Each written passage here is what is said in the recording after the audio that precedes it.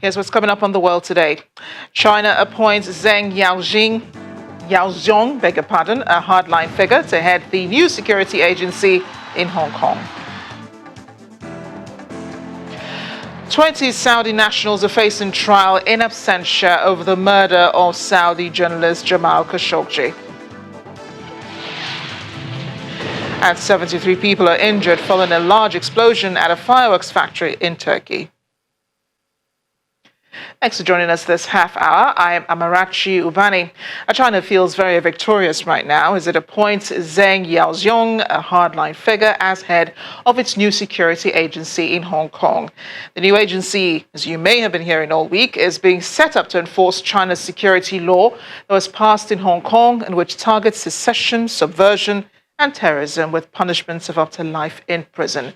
Zheng Yaoxiong is best known for his role in dealing with the protest over a land dispute in the southern Chinese village of Wukan. Before now, he was Secretary General of the Communist Party in the province of Guangdong.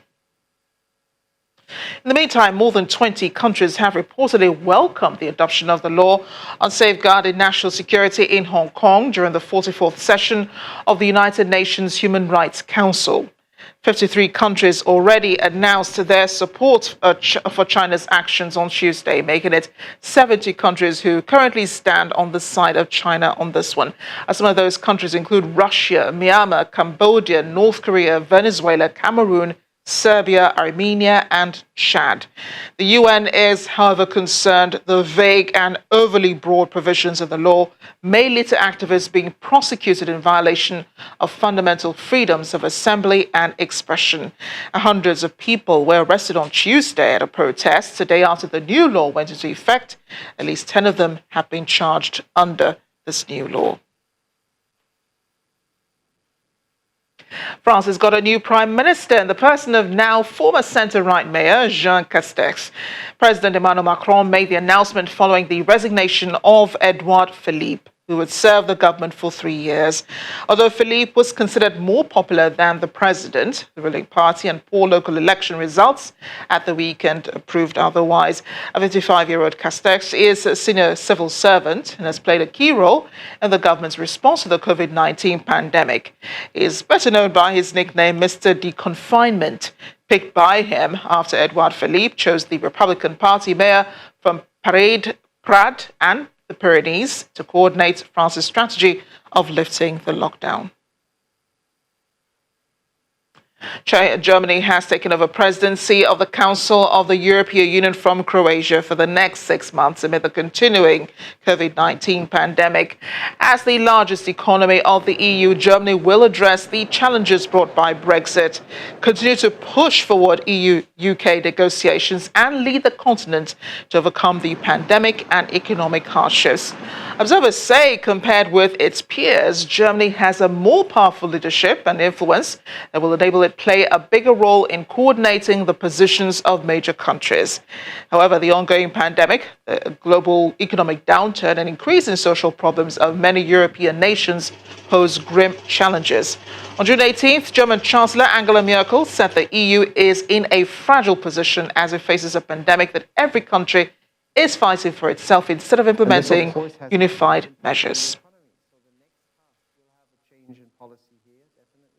But also we have to make sure that as a unity within Europe, we will be able to assist each other way better than we were in the past. And we have to make sure that we will be much faster in reacting. And this, of course, has a huge impact on the economy. So the next task is we have to make everything possible. The economy doesn't go down, or at least that we have a very fast and very quick pickup on the economy, so the crisis doesn't get too severe. This is going to be a huge task also during the European presidency. 20 Saudi nationals have gone on trial in absentia in Turkey over the murder of Saudi journalist Jamal Khashoggi. Those being tried include 2 former top aides of Saudi Arabia's powerful Crown Prince Mohammed bin Salman. Khashoggi was killed inside the Saudi consulate in Istanbul in October 2018. He was a vocal critic of the prince. Saudi Arabia carried out a separate trial over the killing, was heavily criticized as incomplete. The trial in Istanbul follows an international outcry over the murder, which tarnished the prince's reputation. Turkish prosecutors accused the former deputy head of Saudi intelligence, Ahmed al-Asiri, and the royal court's media advisor, Saud al-Qahtani, of having led the operation and instructed a Saudi hit team. The other 18 defendants are accused of having suffocated Khashoggi, while remains have not been found. Turkish officials say his body was dismembered and removed to an unknown site. In the meantime, his fiancée Hatice Sengic, who waited outside the consulate while, according to prosecutors, he was suffocated and his body was dismembered, has been speaking about the trial starting today. Also, right campaigners have been hoping that the Istanbul trial will throw a fresh spotlight on the case and strengthen the argument for sanctions against Riyadh or the use of universal jurisdiction, which could lead to the suspect's arrest if they travel abroad.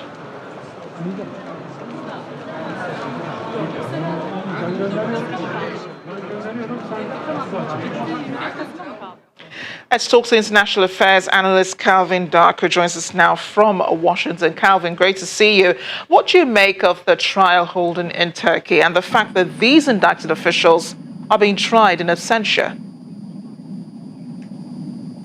Well, I think that the trial, I wouldn't use the word symbolic.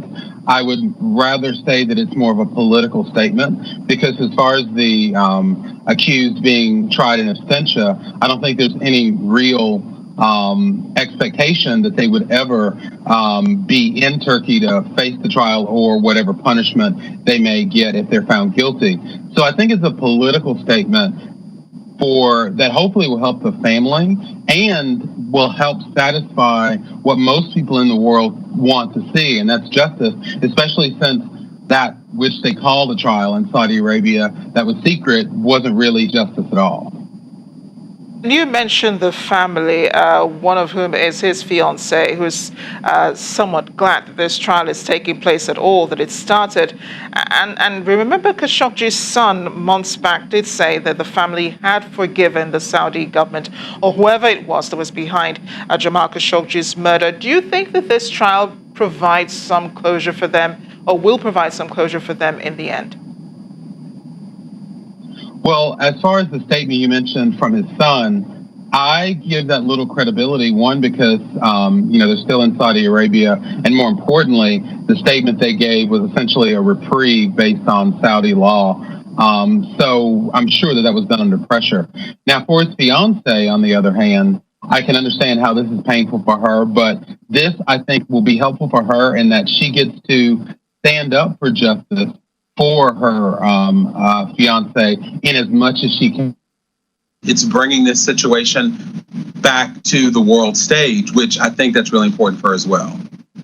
And for all we know, this could be a long, drawn trial in the end, with many twists and turns up ahead, one of which will be whether these officials will eventually be made to appear in court in Turkey, and if they would eventually be brought in to face punishment, what sort of punishments await them, and so on. So let's look at the possibility of this actually bringing justice to the Khashoggi family and to everyone who stands up for justice around the world. Do you think that Turkey is, the right party in this situation to provide that? Well, I think on the surface, Turkey's trying to make a statement that they support, freedom of the press. Although I think in realistic terms, this is President Erdogan's way of kind of managing the power balance with Saudi Arabia. So he has different motives, I believe. But I think this points out something that I think about a lot when I see this evolve, and that's the lack of U.S. leadership, especially given the fact that President Trump has let us know how much he values rights in our Constitution and our amendments. The fact that this was a journalist who wrote for one of our largest and most well-known papers, and the fact this horrible thing happened, that not only has the U.S. not stood up in defense, they're not even pretending, by the White House, they're not even pretending to want to seek justice in this situation. So I think that, combined with the ulterior motives of Turkey, are a very sad situation, a very sad indictment on the world's importance on protecting journalists and freedom of the press. Well, I'm surprised that you're surprised, Calvin, because President Donald Trump, during, when this was still fresh in the news, President Trump said he'd spoken to the Saudi Crown Prince, and he said that he believed him in the end. He asked him if he was behind Khashoggi's murder, and he said no, and President Trump said he believed him. So for the White House to ignore this really isn't surprising. I just wish that, there's so many scandals and statements in that category, like you just described. I think in any other normal world, this would be a major issue in the election as to how the U.S. is seen abroad. But unfortunately, there are probably 15 other things that the president has said to autocratic world leaders that are ahead of that. And that's really unfortunate. I do hope, though, that this trial reminds Americans of what happened and reminds Americans what Trump said that you just reminded us of. And hopefully they'll factor that in the election. Calvin, always a pleasure speaking with you. Thanks again for joining us on The World Today. Thank you. We'll return to Turkey in a bit, but 21 people have been killed after a train hit a van carrying Sikh pilgrims in northeastern Pakistan. Police said the crash involving a Karachi-Lahore express train happened on a level crossing near Sekupura in Punjab province. Most of the dead are said to be from one family on their way home from Nankana, one of the Sikh religion's main sites. 10 others were hurt. There are not thought to be any train passengers among the casualties, but the accident comes after a string of recent fatal accidents on Pakistan's highways.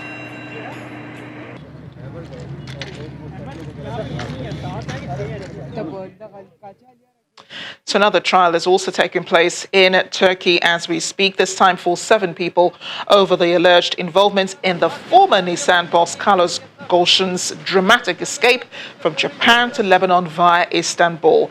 An executive from Turkish private jet operator MNG Jets and 4 pilots were detained in early January. Soon after the escape, and were charged with migrant smuggling, a sentence carrying a maximum of 8 years in jail. They appeared in court in white protective overalls, masks and gloves as a measure against the coronavirus. 2 flight attendants charged with failing to report a crime, a charge carrying a sentence of up to 1 year, were also in court. The first defendant, one of the pilots on the Osaka-Istanbul flight, denied the charge against him.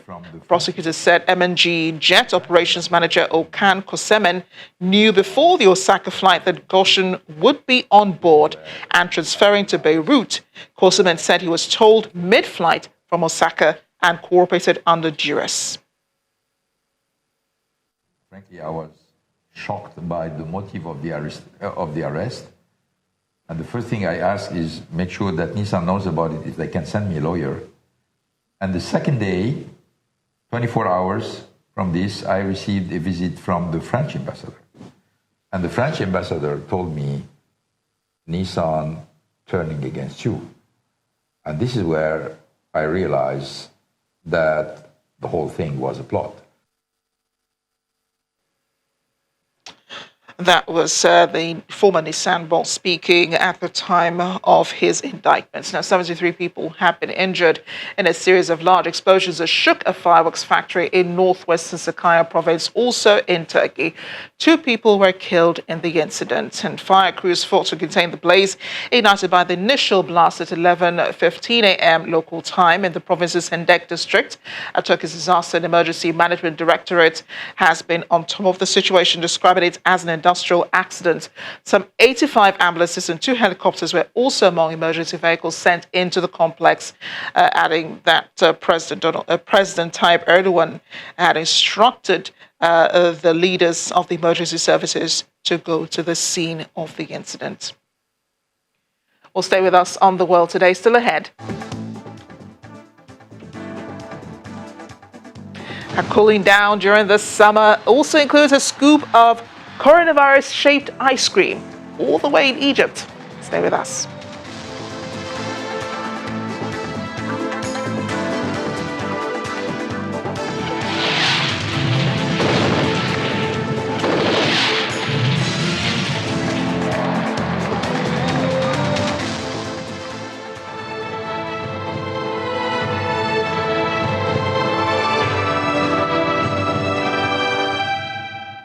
Welcome back to The World Today. The European Union has approved the use of remdesivir for treating patients with COVID-19 within the bloc. The antiviral drug was originally developed as a treatment for Ebola, but has been found in studies to reduce the recovery times of people hospitalized with coronavirus.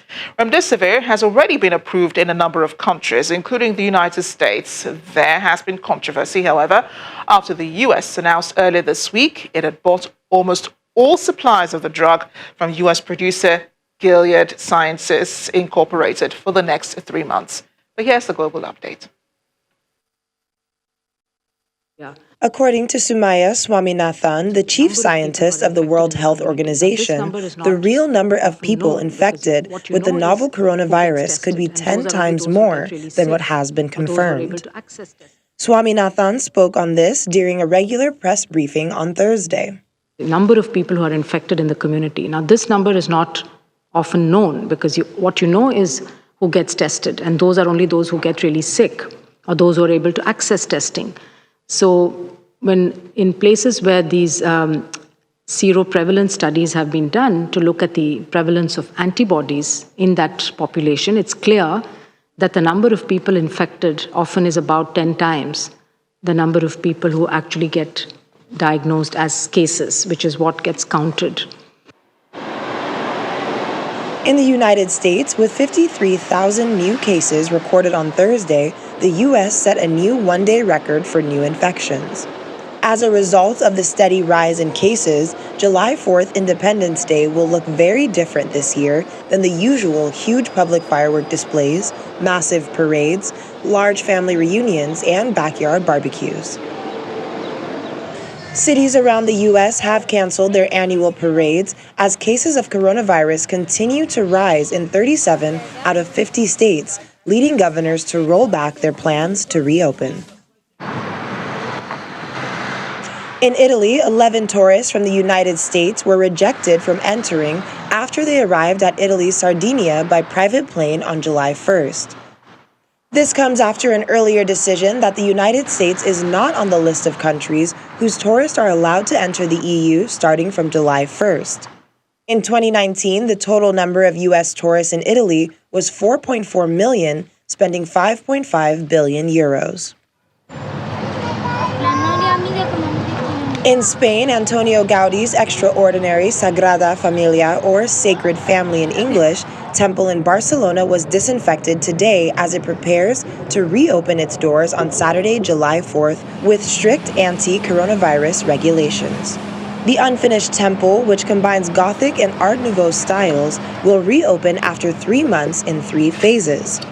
Spain is the world's second most visited country after France, and the Sagrada Familia was ranked the 6th most visited tourist attraction in the world. Over in Thailand, the country's main Suvarnabhumi airport near Bangkok boasts coronavirus screening measures for arriving passengers as it prepared to welcome limited groups of international travelers amid the country's slowdown in coronavirus cases. Among the measures, the airport has created a virus lab capable of providing results within about 2 hours. The virus has killed 58 people in Thailand among 3,180 infections. It's been a really hot summer, even hotter, because most people are stressed about the coronavirus pandemic. A solution, some really interesting looking and delicious ice cream. As Egypt relaxed restrictions aimed at curbing the spread of COVID-19, customers in a small shop in Egypt's Giza are indulging in cones filled with coronavirus-shaped ice cream.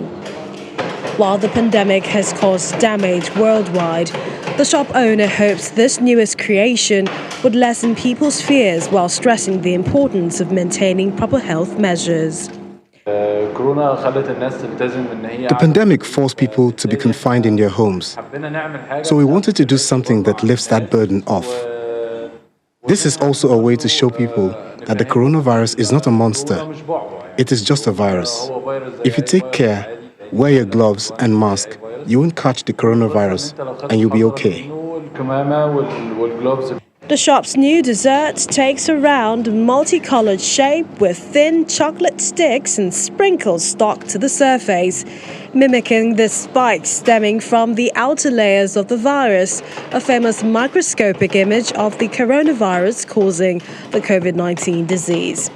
Mahmoud Islam, a skilled ice cream maker at the shop, says that some people felt uneasy about it at first, but quickly embraced it, giving positive feedback. People were, of course, scared at first, but after seeing this idea, they realized that there is no danger. On the contrary, we're trying to make people less scared with this ice cream. The shop's latest peculiar addition is drawing more customers in as the government lifts a nighttime curfew and eases restrictions. Honestly,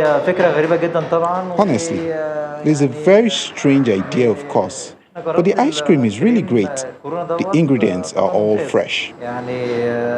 Egypt has so far reported over 65,000 confirmed coronavirus cases, including 2,789 deaths.